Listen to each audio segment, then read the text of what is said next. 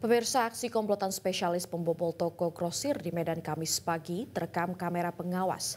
Dalam video, pelaku merusak gembok pintu dan berhasil membawa barang dagangan yang ditaksir mencapai ratusan juta rupiah.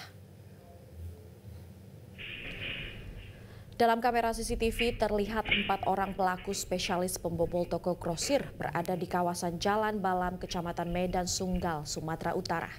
Terlihat jelas para pelaku masuk ke dalam toko dengan cara merusak gembok pintu besi toko yang ditinggal pemilik di suasana Lebaran. Aksi pencurian yang bukan pertama kali terjadi di kawasan ini dan selalu mengincar rumah yang ditinggal pemiliknya untuk mengambil seluruh harta benda hingga barang dagangan calon korban. Pemilik toko Sri Wriyanti mengatakan para pelaku merupakan pemuda setempat. Saat ini korban telah membuat laporan dan menyerahkan rekaman kamera pengawas ke Polsek Medan Sunggal. Tidak ada efek jera bagi pelaku pencurian yang selalu memanfaatkan. Para penadah barang curian menjadi salah satu penyebab tingginya angka pencurian di Sumatera Utara. Setengah 3 sore saya keluar sama keluarga. Jadi pas pulang-pulang tengok pintu gembok pun udah nyantel aja.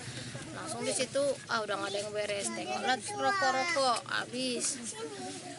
Baru ngelaporlah sama tetangga, tengok CCTV kan, tetangga ada yang kenal, oh ini si Kinoy katanya gitu.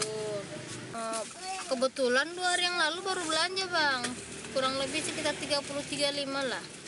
Juta ya? Jelajahi cara baru mendapatkan informasi. Download Metro TV Extend sekarang.